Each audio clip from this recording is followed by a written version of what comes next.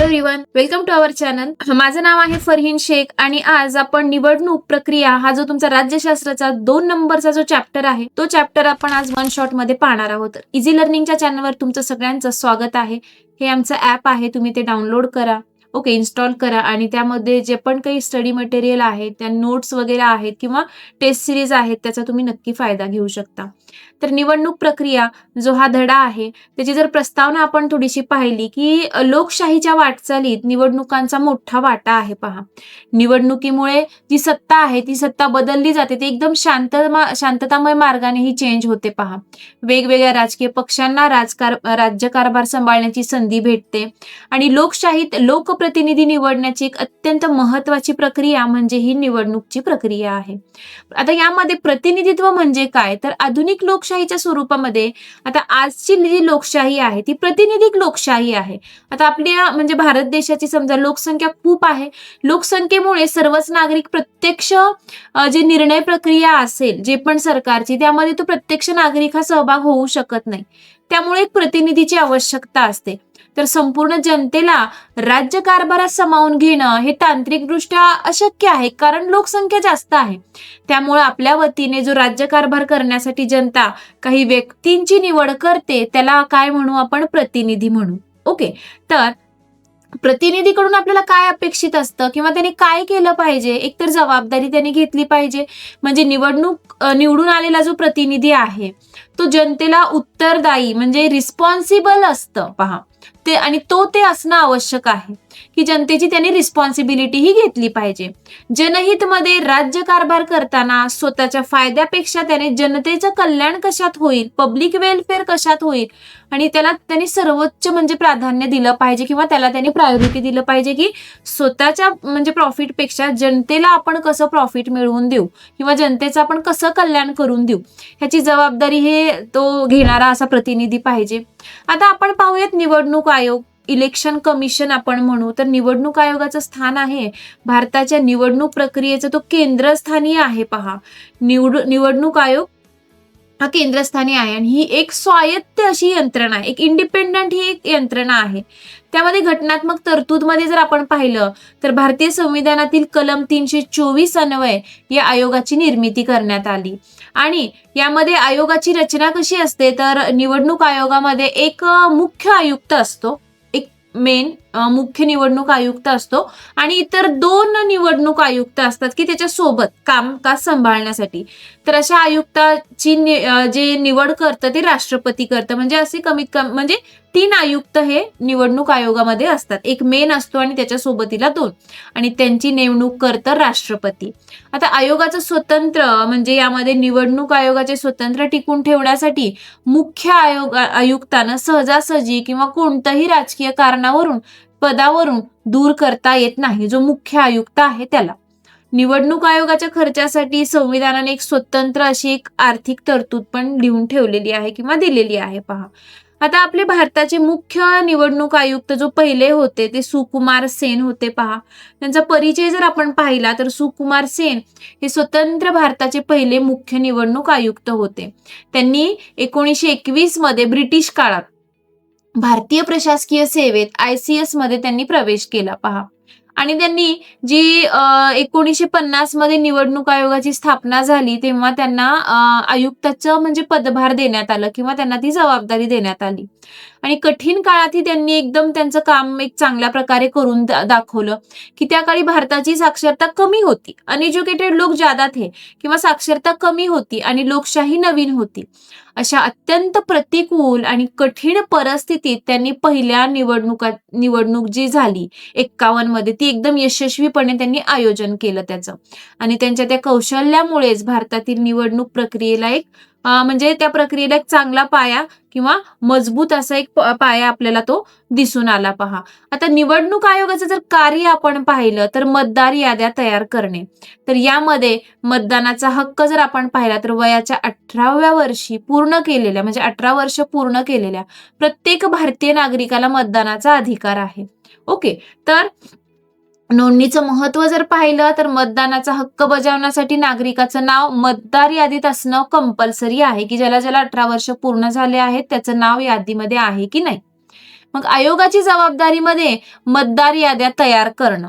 Okay, मतदाराच्या याद्या तयार करणं आणि त्या याद्या अद्ययावत करणं म्हणजे अपडेट करणं. ओके, उदाहरणार्थ कुणाचा पत्ता बदललाय, कुणी एक्सपायर झालेला आहे तर त्याचं नाव वगळणं किंवा नवीन काही ऍड झालेले आहेत ते.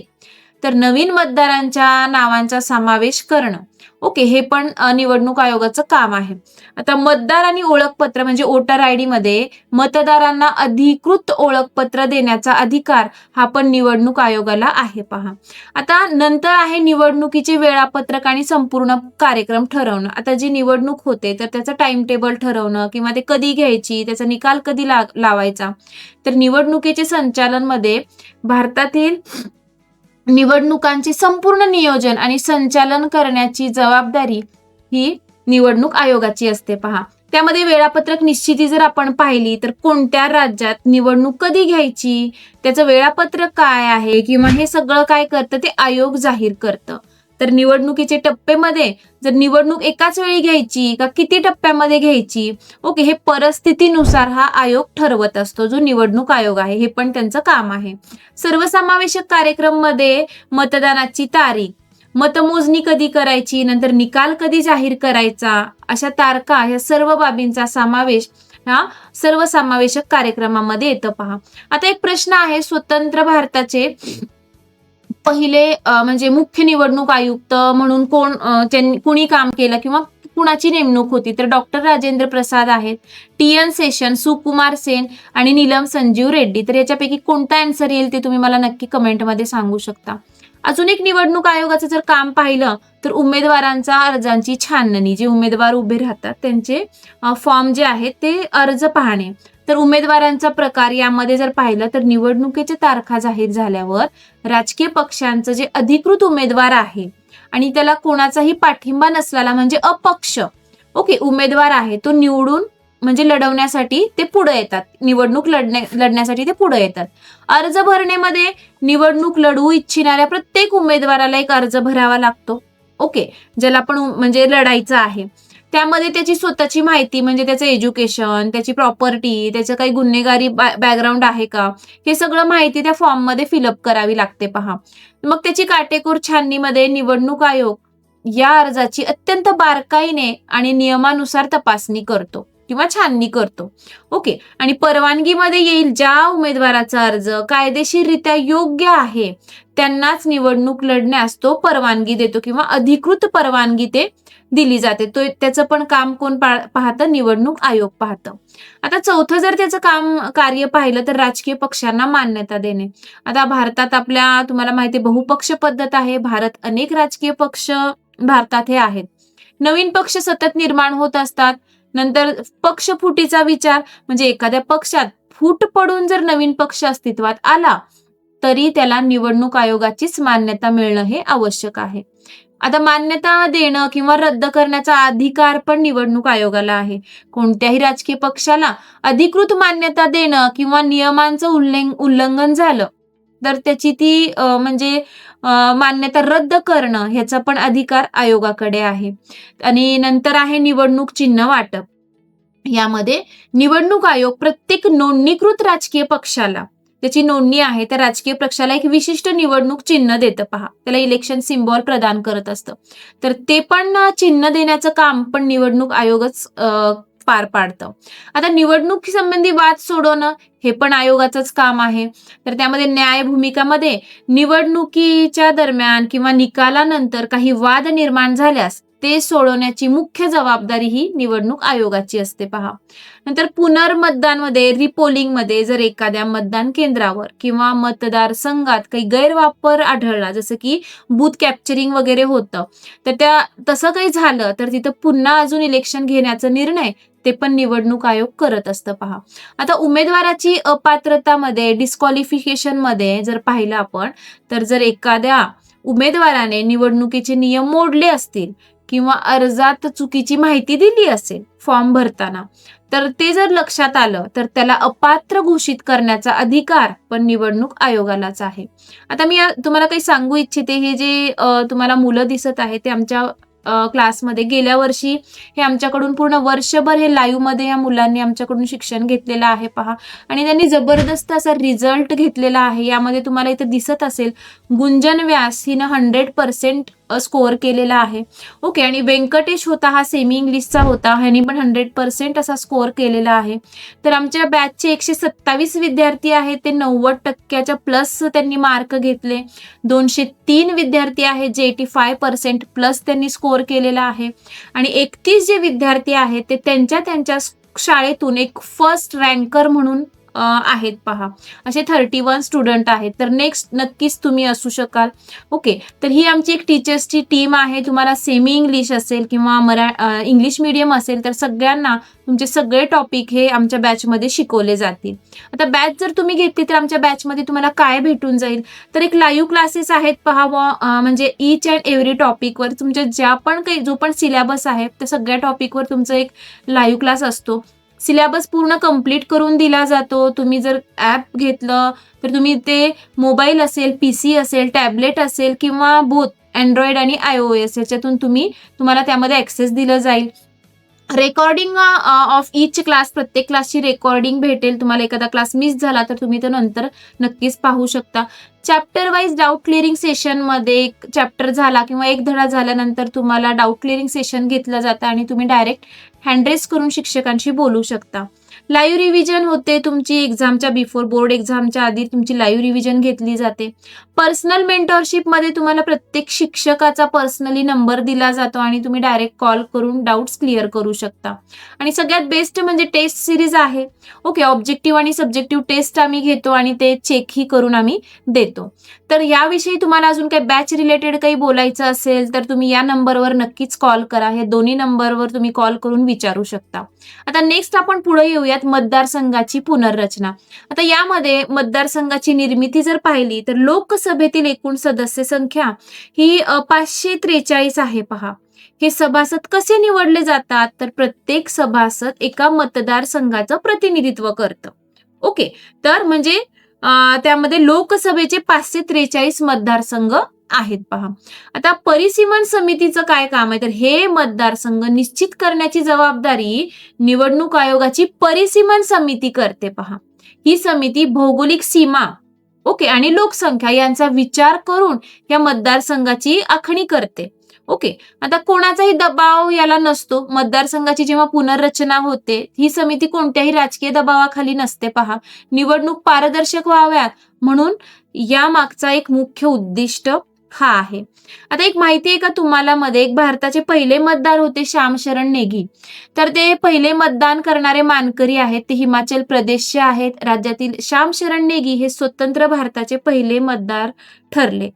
तर 25 ऑक्टोबर 51 रोजी झालेली जी पहिली लोकसभा निवडणूक होती त्यामध्ये त्यांनी मतदान करून हक्क बजावला. नंतर लोकशाही प्रतिनिष्ठा यातून आपल्याला कशी दिसून येईल, त्यांनी वयाच्या 106व्या वर्षापर्यंत त्यांनी म्हणजे नोव्हेंबर 2022ला त्यांचं निधन झालं, तोपर्यंत त्यांनी मतदानाचा हक्क बजावला. प्रत्येक निवडणुकीत मतदान करून एक भारतीय लोकशाही प्रती कसं निष्ठा जपली त्यांनी, आपल्याला या उदाहरणातून नक्कीच दिसेल. नेक्स्ट, आता जी निवडणूक प्रोसेस आहे ती नेमकी कशी असते, तर आधी काय होतं, मतदारसंघाची निर्मिती होते. जसं की आपण आता पाहिलं, मतदार याद्या निश्चित होतात. मग जे उमेदवार आहे ज्यांना उभा राहायचं आहे तर त्या उमेदवारांना नामांकन किंवा पत्रछाननी वगैरे हे सगळं होतं. नंतर निवडणुकीचा प्रचार केला जातो. नंतर मतदार जे आहेत ते मतदान करतात प्रत्यक्ष जाऊन. नंतर मतमोजणी होते. नंतर निकाल लागतो आणि नंतर निवडणूक संबंधी काही वाद असतील तर त्याचं निराकरण होतं. तर अशा प्रकारे निवडणुकीची प्रक्रिया असते पहा. आता एक प्रश्न आहे की भारताच्या निवडणूक आयोगाचे मुख्यालय ... येथे आहे. तर मुंबई, नवी दिल्ली, कोलकाता की चेन्नई यापैकी काय असेल तर तुम्ही ते कमेंटमध्ये मला नक्की सांगा. आता नेमकं आचारसंहिता म्हणजे कोड ऑफ कंडक्ट म्हणजे काय, तर what is the code of conduct, तर ह्याचा जर अर्थ पाहिला आपण, निवडणुका जास्तीत जास्त मुक्त, फ्री आणि फेअर वातावरणात, फ्री आणि न्याय ओके किंवा मुक्त आणि न्याय वातावरणात होण्यासाठी निवडणूक आयोगाने लागू केलेली ही एक नियमावली आहे. नियम असतात पहा त्यामध्ये, त्याला आपण म्हणू आचारसंहिता. तर आचारसंहितेचा काय उद्देश आहे, तर निवडणुकीतील जे गैरवापर होतात, जसं की उदाहरणार्थ पैशांचा वापर, पैसे वाटप असणं, चुकीचे प्रचार करणं, काही वस्तू वाटतात, तर ह्या सगळ्या गोष्टी ज्या होतात त्याला आळा घालणं. ओके. मग सर्व राजकीय पक्षांना मतदारापर्यंत पोहोचण्यासाठी समान संधी मिळवून देणं हा एक आचारसंहितेचा एक उद्देश आहे पहा. तर हे नियम कोणासाठी आहे? एकतर सरकार, सत्ताधारी पक्ष सरकारी यंत्रणेचा गैरवापर करू शकत नाही. राजकीय पक्ष आणि उमेदवार, तर प्रचार दरम्यान जे जाती किंवा धार्मिक तेढ असतो तो निर्माण होईल असे विधान काही करता येत नाही आपल्याला ह्याच्यासाठी. नंतर मतदार करणारे म्हणजे मतदान जे करतात कोणत्याही प्रलोभ भावनेला बळी न पडता मतदान करणं. ओके. आता यामध्ये कडक अंमलबजावणीमध्ये आचारसंहितेचा भंग केल्यास निवडणूक आयोग काय करतं, कडक कारवाई करतं आणि या नियमांचं उल्लंघन शासनालाही म्हणजे गव्हर्नमेंटलाही करावं लागतं. ओके. तर त्याचं गव्हर्नमेंट सुद्धा उल्लंघन करू शकत नाही, जे आचारसंहिताची नियमावली आहे. ओके. तर परिणाम जर याचा पाहिला, गेल्या काही निवडणुकांमध्ये आचारसंहितेचं कडक वापरामुळे सामान्य मतदारांचा निवडणूक प्रक्रियेवरील विश्वास हा एक बळकट झालेला आहे किंवा विश्वास वाढलेला आहे असं नक्कीच सांगता येईल. जर तुम्हाला या नोट्स पाहिजे असतील तर तुम्ही नक्कीच आमचं ऍप डाउनलोड करा. त्यामध्ये तुम्हाला ऍप ओपन केल्यानंतर फ्री मटेरियल मध्ये जायचं आहे. नंतर फ्री कंटेंट मध्ये जाऊन क्लास 10th महाराष्ट्र बोर्ड या फोल्डरवर क्लिक केल्यानंतर तुम्हाला इथं इझी लर्निंग म्हणून एक फोल्डर भेटेल. तिथं तुम्हाला सेमी इंग्लिश मीडियम असं आहे, तर तिथं तुम्ही जाऊन नोट्स पाहू शकता. आता नेक्स्ट आपण येऊयात, मुक्त आणि न्याय निवडणुका घेण्यासमोर काय काय चॅलेंजेस आहेत किंवा काही आव्हाने. तर याची प्रस्तावना पाहिली तर भारत हा एक विशाल देश असून तेथील मतदार संख्या प्रचंड आहे. मतदान करणाऱ्यांची संख्या खूप आहे. त्यामुळं कायद्याच्या चौकटीत राहून पारदर्शक निवडणुका घेणं हे निवडणूक आयोगासमोर एक मोठं चॅलेंज आहे पहा. प्रमुख आव्हाने जर आपण पाहिलं तर एक आहे मेन म्हणजे आर्थिक व्यवहार. ओके. तर त्यामध्ये निवडणुकामध्ये पैशाच्या मोठ्या प्रमाणावर गैरवापर होतो. मतदारांना आकर्षित करण्यासाठी पैसे देतात, वस्तू वाटले जातात. हे रोखण्यासाठी आयोगाला कडक पावले उचलावी लागतात. हे एक चॅलेंज आहे. नंतर राजकारणाचे गुन्हेगारीकरण जर म्हटलं तर अनेक राजकीय पक्ष ते त्यांची गुन्हेगारी काही पार्श्वभूमी असलेल्या व्यक्तींना उमेदवार देतात, की त्यांचा बॅकग्राऊंड थोडासा खराब असणारे जे उमेदवार आहेत त्यांना तिकीट देतात पहा. मग त्यामुळं काय होतं, निवडणुकात किंवा ते दहशतीचं एक भीतीचं वातावरण निर्माण होतं. त्यामुळे आयोगाला ते मुक्त वातावरण राखण्यासाठी अडचण ही येऊ शकते. हे एक आव्हान आहे. नंतर निवडणुकीतील हिंसा. तर निवडणुकीच्या काळात राजकीय चकमकी आणि हिंसाचाराचं प्रमाण वाढतं. ही हिंसा रोखण्यासाठी सर्व राजकीय पक्षांनी एकत्र येऊन निवडणूक आयोगाला हे सहकार्य करणं आवश्यक आहे. आणि एक आहे म्हणजे घराणेशाहीचं वर्चस्व, आपण जर म्हणू फॅमिली मोनोपॉली. तर राजकारणात ठराविक कुटुंबाची मक्तेदारी निर्माण झाल्यामुळे नवीन आणि कर्तबगार जे व्यक्ती आहेत किंवा जे तरुण व्यक्ती आहेत त्यांना काही संधी भेटत नाही किंवा ते संधी भेटणं हे कठीण हे असतं पहा. आता एक प्रश्न आहे, संविधानातील कलम ... नुसार निवडणूक आयोगाची स्थापना करण्यात आली. कलम 324, 350, 280 की 370? याचा आन्सर मला कमेंटमध्ये सांगू शकता. आता कौटुंबिक मक्तेदारीमध्ये जर डिटेल पाहिलं तर घराणेशाहीच्या प्रभावामध्ये राजकारणावर आपल्याच कुटुंबाचा प्रभाव टिकून राहावा यासाठी ते काय करतात, की आपलेच घरातले राजकीय नेते किंवा आपल्याच घरातले नातेवाईक त्यांनाच उमेदवारीचं तिकीट देण्याचा किंवा उमेदवार देण्याचा प्रयत्न करतात. आता मक्तेदारीचं निर्माण यामुळे प्रातिनिधिक संस्थांमध्ये उदाहरणार्थ जसं की विधानसभा आहे, लोकसभा आहे किंवा ठराविक कुटुंबाची तिथं चालते किंवा मक्तेदारी त्यामुळे निर्माण होते पहा. आता लोकशाहीला धोकामध्ये कौटुंबिक मक्तेदारीमुळे सामान्य कुटुंबातील जे कर्तबगार तरुण आहेत, ओके, तर त्या तरुणांना राजकारणात एंट्री भेटत नाही किंवा संधीच मिळत नाही. त्यामुळे काय होतं, लोकशाहीची थोडीशी व्याप्ती ही मर्यादित येते. नेक्स्ट, आता निवडणुकामध्ये अजून काय सुधारणा केल्या पाहिजे, इलेक्शन रिफॉर्म्स मध्ये काय केलं पाहिजे, तर निवडणूक ही एक सातत्याने चालणारी प्रक्रिया आहे. या प्रक्रियेत योग्य सुधारणा केल्या तर विश्वास वाढेल आणि लोकशाही अजून सुदृढ होईल किंवा मजबूत होईल. तर काय सुधारणा आहे, तर एक म्हणजे महिलांचं प्रतिनिधित्व. राजकारणातील स्त्रियांचा सहभाग वाढवण्यासाठी राजकीय पक्षांना 50% एक महिलांना उमेदवारी दिली पाहिजे पहा, आणि त्यांना निवडून आणून देण्याचा पण प्रयत्न हा केला पाहिजे. ही एक सुधारणा होऊ शकते.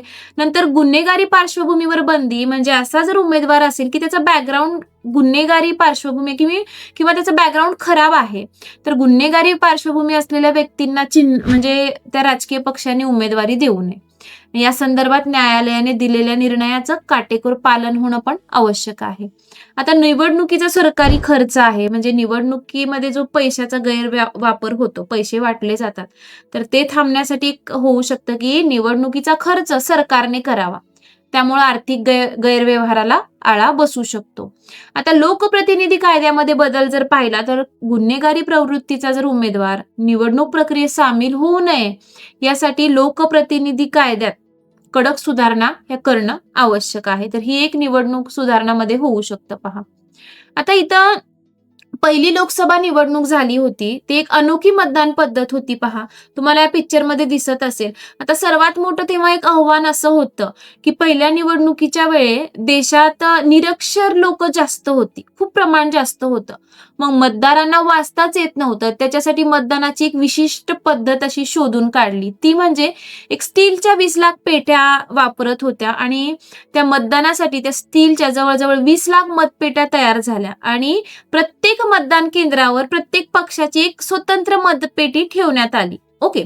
आणि त्यामध्ये काय केलं त्यांनी, त्या मतपेट्यांवर संबंधित राजकीय पक्षांचं त्यांनी ते चिन्ह चिटकवलं, आणि मतदाराला त्या पक्षाचं मत द्यायचं आहे किंवा त्या पक्षाचं चिन्ह असलेल्या पेटीत फक्त एक कोरा कागद टाकायचा होता. इथं तुम्हाला पिक्चरमध्ये दिसत असेल, हे जुन्या काळात असं होतं, एक स्टीलची पेटी आणि त्याच्यावर फक्त पिक्चर आहे पहा. इथं गाय आहे, पणती आहे, असे काही चित्र आहेत. तर ते चित्र पाहून आपल्याला कोणाला मतदान द्यायचं हे निरक्षर लोकांनाही कळत होतं.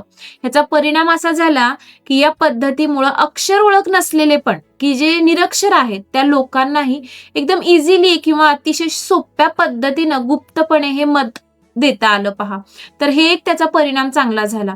नेक्स्ट, आता मतपेटी ते ईव्हीएम मशीन पर्यंतचा जर प्रवास आपण पाहिला, तर सुरुवातीचा काळ म्हणजे जेव्हा 1951-52 मध्ये एक इलेक्शन झालं, तर स्वतंत्र भारताची पहिली निवडणूक तेव्हा झाली, 51-52 मध्ये पार पडली. त्या काळी लोखंडी मतपेट्या होत्या. ओके, त्याचा वापर होता, आणि मतदाराला कागदावर शिक्का मारून किंवा तो कागद पेटीत टाकून मतदान करावं लागत होतं. नंतर ईव्हीएम मशीनचं जेव्हा आगमन झालं, जो अभी है, तर 1990च्या दशकापासून भारतात इलेक्ट्रॉनिक वोटिंग मशीन ईव्हीएम याचे वापरण्यात सुरुवात झाली. त्यामुळं काय झालं, मतदानाची पारंपरिक पद्धत बदलून गेली आणि निवडणूक प्रक्रिया पण एक आधुनिक पद्धतीने होऊ लागली पहा. आता याचा फायदा काय झाला ईव्हीएम मशीनचा, तर यामध्ये नोटा म्हणून एक पर्याय आहे, सगळ्यात शेवटी असतो. तुम्हाला या पिक्चरमध्ये दिसत असेल पहा, एक 16 नंबरला नन ऑफ द अबाव, म्हणजे मला कोणालाच वोट करायचं नाही. जर मतदाराला कोणत्याही उमेदवाराला मत द्यायचं नसेल, तर तो वरीलपैकी कोणीही नाही म्हणजे नन ऑफ द अबाव हा पर्याय निवडायची एक सोय उपलब्ध झाली ईव्हीएम मशीनमुळे. हा एक फायदा झाला. नंतर जे दिव्यांग व्यक्ती आहेत, जे डेफ अँड डम जो भी है, ओके, दिव्यांग व्यक्ती आहेत, तर ईव्हीएम मुळे दृष्टीहीन असेल किंवा अपंग असेल त्या व्यक्तींनाही कोणाच्याही मदतीशिवाय स्वतंत्रपणे मतदान करणं सोपं झालं पहा. आणि सगळ्यात मोठा फायदा झाला पर्यावरण रक्षण. तर यामध्ये मतपत्रिकेसाठी जो कागद लागत होता आधी, जेव्हा 51 मध्ये निवडणूक झाली, 50-51च्या दरम्यान, तेव्हा काय करावं लागायचं, कोरे पेज असं त्या पेटीमध्ये टाकावे लागत होते, आणि त्याच्यासाठी वृक्षतोड करावी लागत होती. पेपर कसं झाडांपासूनच बनतं, तर मतपत्रिकेसाठी लागणारा जो कागद आहे तो वाचल्यामुळं मोठ्या प्रमाणावर होणारी जी वृक्षतोड आहे ती थांबली, आणि त्यामुळे एक झालं की पर्यावरणाचं आपल्या संरक्षण झालं. ओके. आता जलद निकाल, तर ईव्हीएम मुळे मतमोजणी अत्यंत फास्ट झाली आणि निवडणुकीचे निकाल हे लवकर जाहीर करणं हे शक्य झालं ईव्हीएम मशीनमुळे. आता एक प्रश्न आहे, मतदारांसाठी नोटा नन ऑफ द अबाव हा पर्याय कशामुळे उपलब्ध झाला, तर राजकीय पक्षांच्या मागणीमुळे झाला, ईव्हीएम मशीनमुळे झाला, की निवडणूक सुधारणामुळे झाला, की न्यायालयाच्या आदेशामुळे झाला? याचा आन्सर मला तुम्ही कमेंटमध्ये नक्की करा. आता निवडणुकीचे प्रकार आहेत पहा, टाईप ऑफ इलेक्शन. आता निवडणुका केवळ दर 5 वर्षांनीच होतात असं नाही, तर त्या परिस्थितीनुसार वेगवेगळ्या प्रकारच्या असू शकतात. आता एक त्यामध्ये आहे टाईप तर सार्वत्रिक निवडणूक म्हणजे जनरल जो इलेक्शन असतो की दर 5 वर्षांनी नियमितपणे होणं. तर त्या होणाऱ्या लोकसभेच्या निवडणुकांना आपण म्हणू सार्वत्रिक निवडणुका. ओके. जे दर 5 वर्षांनी नियमितपणे होतं. जसं की उदाहरणार्थ 14 मध्ये झाली की लगेच 19 मध्ये होणार, 19 मधून 24 मध्ये होणार. अशी जी निवडणूक होते त्याला आपण सार्वत्रिक निवडणूक म्हणू. आता मध्यावधी निवडणुका मिड टर्म इलेक्शन मध्ये निवडून आलेला जो सरकार आहे ते आपली 5 वर्षाची मुदत करण्यापूर्वीच अल्पमतात आला किंवा आघाडीचे सरकार असल्यास त्यांनी त्या पक्षाचा पाठिंबा काढून घेतला तर एक आपल्याला पर्यायी सरकार हे स्थापन करणं म्हणजे अशक्य झालं. तर अशा वेळी मध्ये निवडणुका घ्याव्या लागतात. तर त्याला आपण म्हणू मिड टर्म इलेक्शन, त्याला आपण म्हणू मध्यावधी निवडणुका. ते मधातूनच घ्यावे लागणारे इलेक्शन किंवा निवडणुका. आता पोटनिवडणुका बाय इलेक्शन मध्ये विधानसभा, लोकसभा किंवा स्थानिक स्वराज्य संस्थांमधील एखाद्या लोकप्रतिनिधी असेल किंवा आमदार खासदार असेल त्यांनी जर राजीनामा दिला किंवा तो मृत्यू पावला, त्याचं म्हणजे एक्सपायर झाला, तर ती जागा खाली होते किंवा रिक्त होते. तर त्या एका विशिष्ट जागेसाठी जेव्हा निवडणूक घेतली जाते त्याला आपण म्हणू बाय इलेक्शन किंवा पोटनिवडणुका. तर अशा 3 प्रकारचे इलेक्शन्स असे होतात. ओके. आता नेक्स्ट जर आपण पाहिलं, माहिती आहे का तुम्हाला मध्ये व्हीपॅट अधिक पारदर्शकता म्हणजे वोटर व्हेरिफिएबल पेपर ऑडिट ट्रेल, आपण VVPAT असं म्हणू. याचा उद्देश एकच आहे की मतदाराने दिलेलं मत हे योग्य उमेदवाराला किंवा पक्षाला गेलंय का ह्याची खात्री होते. ते करण्यासाठी ईव्हीएमला ही यंत्रणा जोडलेली, तुम्हाला या पिक्चरमध्ये दिसत असेल, ही ईव्हीएम मशीनला ही वायर जोडलेली आहे पहा. तर यामुळं ही निवडणूक प्रक्रियेला एक ट्रान्सपरन्सी वाढली, एक पारदर्शकता वाढली आणि त्यामुळे लोकांचा विश्वास हा वाढलेला आहे. आता एक प्रश्न आहे, निवडणूक खुल्या आणि न्याय वातावरणात होण्यासाठी निवडणूक आयोग डॉट लागू करतो. काय लागू करतो? संचारबंदी, आचारसंहिता, आणीबाणी की जमावबंदी? याच्यातून काय आन्सर आहे मला कमेंटमध्ये सांगा. आता VVPAT याचं जर आपण स्थापना आणि निर्णय पाहिला तर 8 ऑक्टोबर 2010 रोजी निवडणूक आयोगाने काही तज्ज्ञ लोकांची समिती घेऊन हे स्थापन केलेलं आहे आणि या समितीने ईव्हीएमला जे VVPAT हे एक जोडलेलं आहे, ही सुविधा जोडण्याचा निर्णय घेतला. कधी? 8 ऑक्टोबर 10 रोजी घेतला. मग याला सर्व राजकीय पक्षांनी पाठिंबा दिला. निवडणूक प्रक्रियेत अधिक स्पष्टता यावी यासाठी सगळ्याच पक्षांनी याला मान्यता दिली. मतदारांसाठी फायदा काय झाला? तर एक खात्री करणं की आपण ज्याला मत केलेलं आहे किंवा मतदाराने दिलेला जो मत आहे तो योग्य उमेदवाराला गेलाय का नाही, त्या चिन्हाला मिळालंय का नाही, हे त्या यंत्राद्वारे आपल्याला जी पावती दिसते ते तपासता येते पहा. ते पावतीचं प्रदर्शन कसं होतं तर मत दिल्यावर एक छोटी पावती एक 7 सेकंदाच्या आत किंवा 7 सेकंद लगभग तर त्या काचेच्या मागे आपल्याला लगेच दिसते, ज्यावर आपण ज्याला मतदान केलंय त्या उमेदवाराचं नाव आणि चिन्ह आपल्याला त्यामध्ये दिसून येईल पहा. आता या गैरव्यवहारांना आळा बसलेला आहे किंवा निवडणुकीत संभाव्य गैरव्यवहार जे होतात ते रोखण्यासाठी तंत्रज्ञानावर विश्वास निर्माण करण्यासाठी ही एक महत्वाचं पाऊल म्हणजे हे VVPAT. ओके.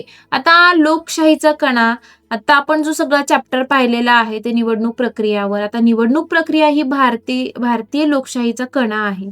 बदलतं स्वरूप जर आपण पाहिलं यामध्ये एक सारांश पाहू तर मतपेटीपासून ईव्हीएम मशीन आणि VVPAT पर्यंतचा हा प्रवास एकदम आपल्याला प्रगतीचा दिसत आहे. ओके.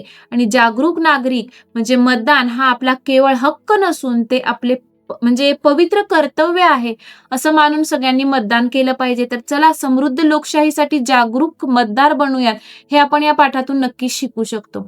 आता काही स्वाध्याय आहे पहा. तर दिलेल्या म्हणजे पर्यायापैकी योग्य पर्याय निवडून विधान पूर्ण करा. निवडणूक आयुक्ताची नेमणूक कोण करतं तर यामध्ये तुम्हाला राष्ट्रपती, प्रधानमंत्री, लोकसभा अध्यक्ष आणि उपराष्ट्रपती. तर निवडणूक आयोगाची नेमणूक करतो राष्ट्रपती. स्वतंत्र भारतातील पहिले मुख्य निवडणूक आयुक्त म्हणून कोणाची नेमणूक करण्यात आली तर सुकुमार सेन यांची नेमणूक ही करण्यात आली पहा. मतदारसंघ निर्माण करण्याचं काम निवडणूक आयोगाची कोणती समिती करते तर परिसीमन समिती ही करते. आता चुक्की बरोबर लिहामध्ये विधाने चुक्की बरोबर सकारण स्पष्ट करा. तर निवडणूक आयोग निवडणुकी दरम्यान आचारसंहिता लागू करते, हे बरोबर आहे. आणि का करते हे आपण शिकलोय.